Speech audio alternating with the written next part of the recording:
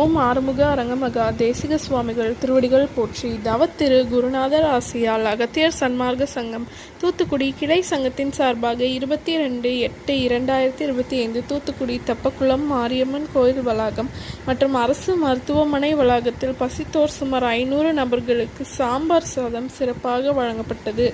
வழங்கியவர்கள் Qatar மற்றும் சென்னை தொழிலதிபர் மற்றும் இன்ஜினியர் திரு எம் பூபதி. அன்னதானத்திற்கு பொருளுதவி செய்தவர்களும் தொண்டு செய்தவர்களும் அவர்கள் குடும்பத்தாரும் எல்லா வளமும் பெற்று சிறப்புடன் வாழ வேண்டுகிறோம்.